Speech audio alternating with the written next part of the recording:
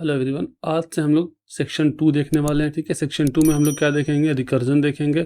चलिए recursion define करते हैं। उससे पहले एक रिकर्सिव फंक्शन डिफाइन करते हैं। ठीक है, रिकर्सिव फंक्शन क्या होता है? A function which is calling itself. ठीक है, ऐसा फंक्शन जो खुद को ही कॉल करे उसको क्या कहते हैं?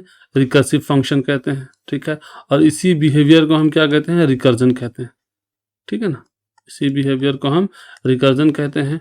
अच्छा, अब इस रिकर्जन का जो है वो 3 प्रॉपर्टी होता है। ठीक है, नंबर 1 क्या होता है? Performing same operation each time with different input.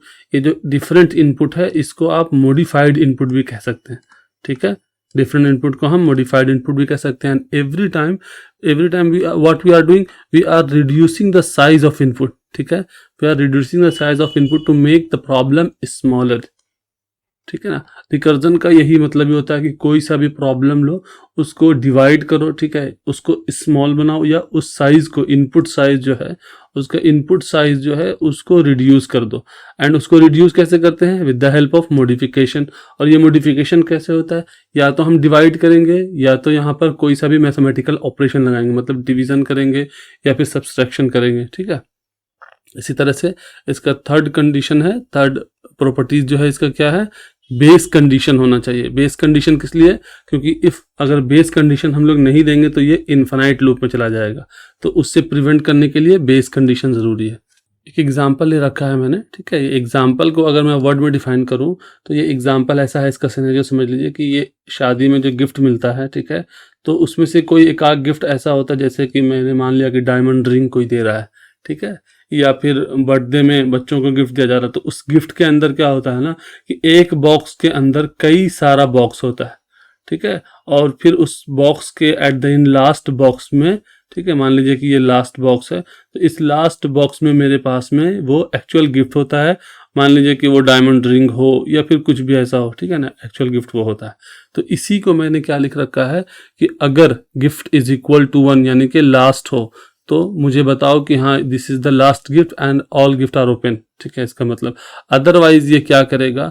ये फंक्शन इल्स कंडीशन में जाएगा, इल्स ब्लॉक में, और ये with the help of return ये खुद को कॉल करेगा। ठीक है, यहाँ पर कॉल हो रहा है, और ये जो मॉडिफिकेशन हो रहा है ना, यही मॉडिफिकेशन यहाँ पर किस तरह से कर रहे हैं?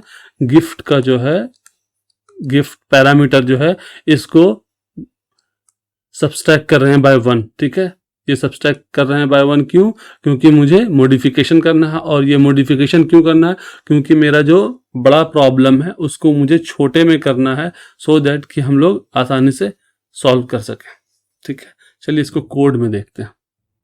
ओके, तो फंक्शन देखते हैं। क्या फंक्शन था? फंक्शन मेरे पास था एक ओपन गिफ्ट फंक्शन था। ठीक है, जिसके अंदर गिफ्ट पैरामीटर था, और अगर मेरा gift parameter is equal to 1 हो जाए तो वो मुझे क्या रिटर्न करेगा? This is the last gift. Otherwise वो इनसाइड इल्स ब्लॉक में जाए, और इल्स ब्लॉक में जाने के बाद वो मुझे रिटर्न करे गिफ्ट नंबर, एंड वो कॉल करता रहे और वो अपने पैरामीटर को जो है वो मॉडिफाई करता रहे जब तक कि वो 1 ना हो। चलिए देखते हैं।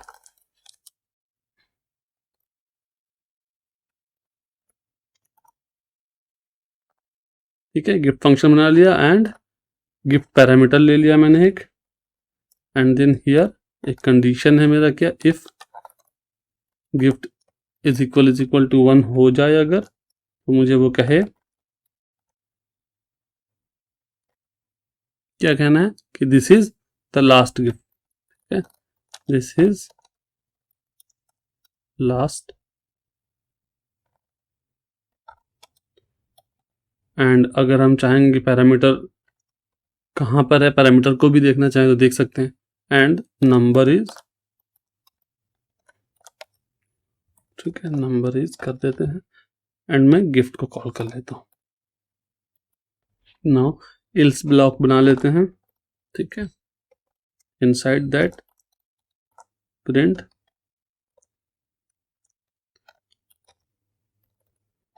this gift number is,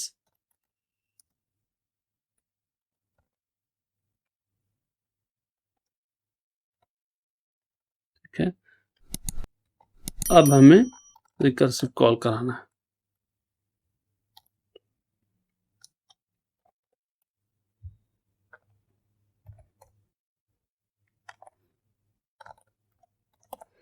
gift -1। ठीक है, अब इस फंक्शन को हम कॉल करते हैं विथ पैरामीटर 10, ठीक है।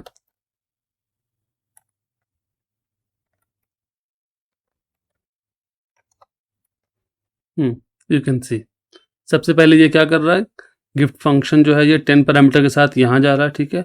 फिर ये कंडीशन को चेक कर रहा है, सेटिस्फाई कर रहा है, बिल्कुल नहीं, तो फिर ये यहाँ जा रहा है, ठीक है। तो यहाँ जाने के बाद, ठीक है, अभी यहाँ ये गया तो गिफ्ट नंबर जो है वो गिफ्ट नंबर 10 की था, पैरामीटर 10 था, मॉडिफाई नहीं था, तो ये पैरामीटर 10 प्रिंट कर दिया। अब ये पैरामीटर 10 करने के बाद अगेन ये कहाँ गया, फिर यहाँ पर पैरामीटर मेरा मॉडिफाई हुआ अगेन, फिर ये इसी ओपन गिफ्ट फंक्शन में गया with modified parameter, and then modify होने के बाद क्या था, -1 कर रहा हूँ मैं यहाँ पे, सब्सट्रैक्ट 1 कर रहा हूँ, तो फिर ये 9th हुआ। फिर इसी तरह से करते करते ये जब 1 हो गया तो फिर ये इफ ब्लॉक में गया और ये इसको प्रिंट कर दिया, ठीक है। So easy. क्वेश्चन है why do we need recursion. See, अगर हम रिकर्जन का यूज ना करें तो रिकर्जन की जगह पर हम इटरेशन का यूज कर सकते हैं, ठीक है, फॉर लूप का यूज कर सकते हैं। लेकिन अगर हम रिकर्जन का यूज करेंगे, ठीक है, तो ये इसका जो प्रॉपर्टी है, सबसे पहले ये क्या कर देगा, मेरा जो इनपुट पैरामीटर है उसको रिड्यूस कर देगा। तो उसको रिड्यूस करने से क्या होगा, मेरा प्रॉब्लम छोटा हो जाएगा एंड इजी टू यूज हो जाएगा, ठीक है। एंड दूसरा क्या है कि अगर हम रिकर्जन का यूज करेंगे, ठीक है, तो रिकर्जन वाला जो प्रॉब्लम है, रिकर्जन का जो कोड है वो इजी टू रीड होता है देन इटरेटिव वन, इसीलिए हम रिकर्जन का यूज करते हैं। अब बात आती है कि कहाँ पर हम रिकर्जन चूज करें, ठीक है। मुझे कैसे पता चलेगा कि मैं यहाँ पर रिकर्जन चूज करूँ या ना करूँ।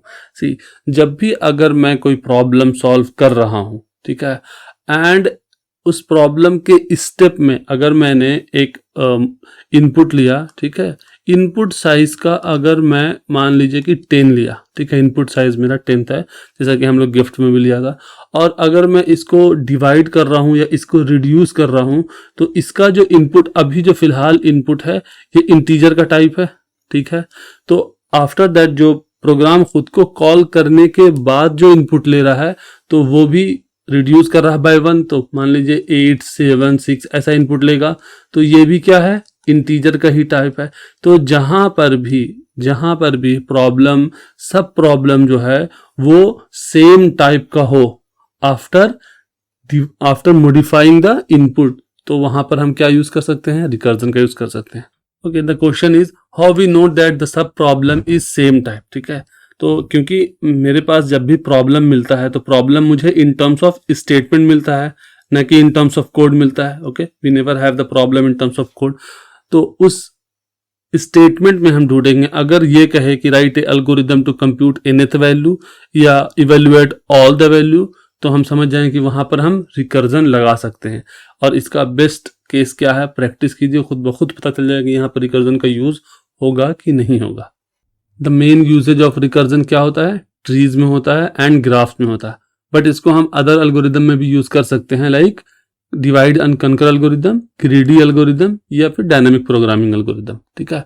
अब क्वेश्चन आता है कि how recursion actually work. See, recursion actually work करने के लिए 2 कंडीशन होगा। फर्स्ट कंडीशन क्या होगा कि वो जो फंक्शन जो आपने बनाया वो रिकर्सिव फंक्शन हो, मतलब फंक्शन जो है शुड कॉल इटसेल्फ, ठीक है, विथ स्मॉलर वैल्यू, या फिर इसी को मॉडिफाइड वैल्यू कह रहे हैं, ठीक है, स्मॉलर वैल्यू के साथ। एंड अदर कि जो फंक्शन है उसके पास में it should have some condition, ठीक है, to exit from infinite loop. इसी कंडीशन को हम लोग क्या कहते हैं, बेस कंडीशन भी कहते हैं, ठीक है ना। ओके, तो इसका सिंटेक्स हो जाएगा कि मैंने एक फंक्शन डिफाइन कर दिया and then the function name is recursive function, ये पैरामीटर रहा मेरा। अगर मेरा कंडीशन सेटिस्फाई हो गया तो मुझे क्या करेगा, ये कुछ वैल्यू दे देगा रिटर्न। अगर नहीं हुआ तो ये जाके रिटर्न वैल्यू में क्या करेगा, खुद को कॉल करेगा विथ मॉडिफाइड पैरामीटर। ओके, इसी के बेस पर एक एग्जांपल ले रखा है मैंने यहाँ पर। अगर बेस कंडीशन आप देखना चाहेंगे तो बेस कंडीशन क्या है कि इन फोर्थ फंक्शन में, इन फोर्थ जो मेरे पास में मेथड है उसके अंदर I am not calling any other method और any other function, I am just printing the value. तो यही हो गया मेरा बेस कंडीशन, ठीक है। अगर हम इस एग्जांपल को मेमोरी मैनेजमेंट में देखना चाहें तो मेमोरी मैनेजमेंट में ऐसे देख सकते हैं। सी, कोई भी फंक्शन जब हम कॉल करते हैं, ठीक है, जब हम उस फंक्शन को कॉल करते हैं या इम्प्लीमेंट करते हैं तो वो फंक्शन कहाँ जाके स्टोर होता है, स्टैक में, ठीक है। स्टैक मेमोरी में कोई भी फंक्शन, या फिर वो रिकर्सिव फंक्शन हो या नॉर्मल फंक्शन हो, वो स्टैक मेमोरी में जाके स्टोर हो जाता है, ठीक है, ये मेरा स्टैक मेमोरी है।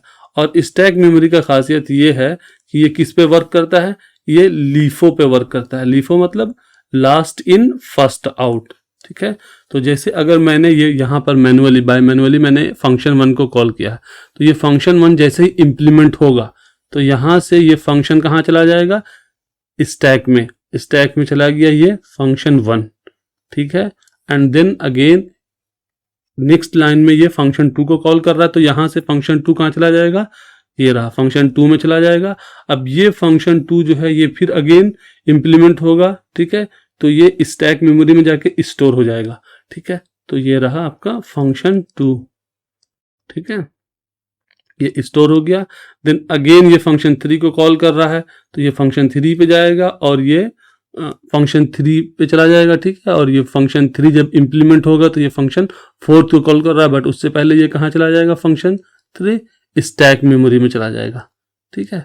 ये स्टैक मेमोरी में चला गया एंड देन ये फंक्शन 4 को कॉल कर रहा है, ठीक है। फंक्शन 4 इम्प्लीमेंट होगा और ये फिर फंक्शन 4 जो है आप कह सकते हैं कि ये स्टैक में चला जाएगा, ठीक है, ठीक है ना। ये फंक्शन 4 भी स्टैक में चला गया, ओके। अब क्या होगा, लास्ट इन फर्स्ट आउट, तो इस स्टैक में लास्ट में कौन आया, फंक्शन 4, तो फंक्शन 4 इम्प्लीमेंट होगा और हमें आउटपुट क्या मिलेगा, फर्स्ट आउटपुट हमको ये मिलेगा, ठीक है। और उसके बाद ये जो मेमोरी होगा ये डिस्ट्रॉय हो जाएगा।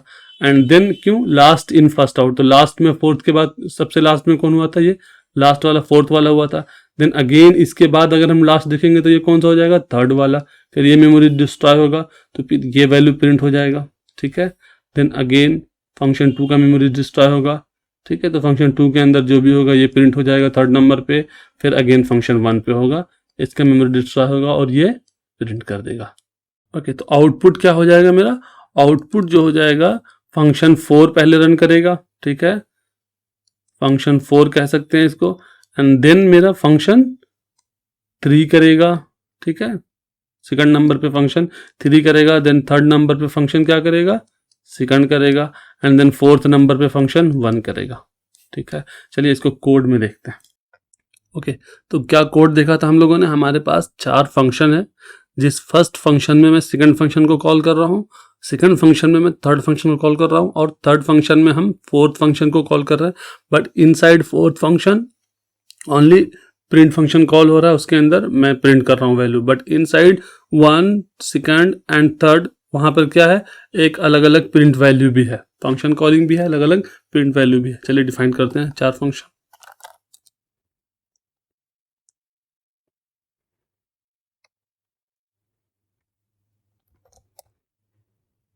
सेकंड को कॉल कर लेते हैं,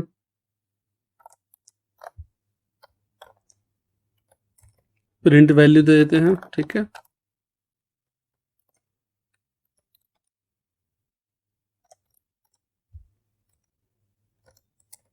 दूसरा फंक्शन डिफाइन करते हैं इसी तरह से,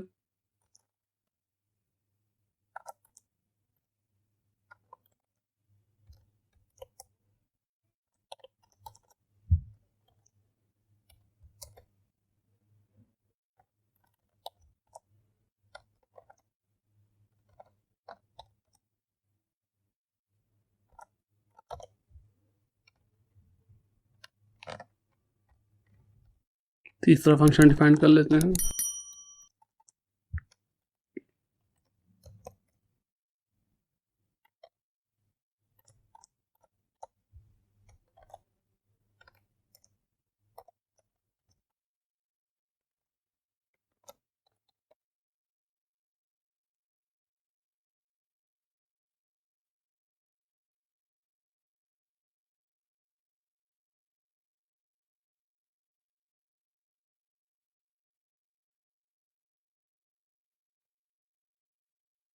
बट इनसाइड 4th फंक्शन में क्या है, ओनली प्रिंट वैल्यू है, ठीक है, और वो क्या है, इन 4th, ठीक है।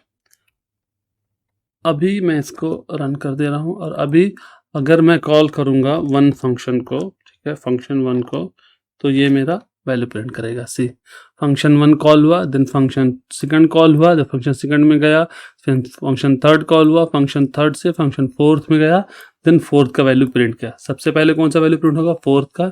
सी in fourth, in 3, in 2 and in second. अगर मैं ये चाहूँ कि मैं स्किप करना चाहता हूँ, like I am not calling the function 1 और 2, ठीक है, या फिर मैं इस 4 में से ओनली फोर्थ कॉल करूँगा, तो अगर मैं ओनली फोर्थ कॉल करूँगा तो ये फंक्शन जो है सिर्फ फोर्थ कॉल हुआ, तो ये सिर्फ फोर्थ ही जो है स्टैक मेमोरी में जाएगा, तो ये सिर्फ फोर्थ ही प्रिंट होगा। अगर मैं थर्ड कॉल करूँगा तो थर्ड एंड फोर्थ, क्योंकि थर्ड के अंदर फोर्थ में कर रहा हूँ, तो थर्ड एंड फोर्थ होगा प्रिंट। लाइक देखते हैं,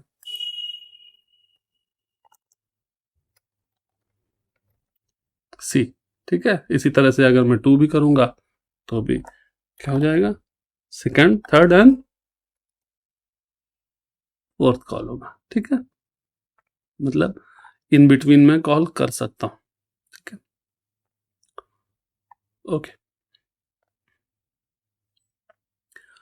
thank you for watching the video. Please do subscribe the channel, like the video and share the video. Thank you.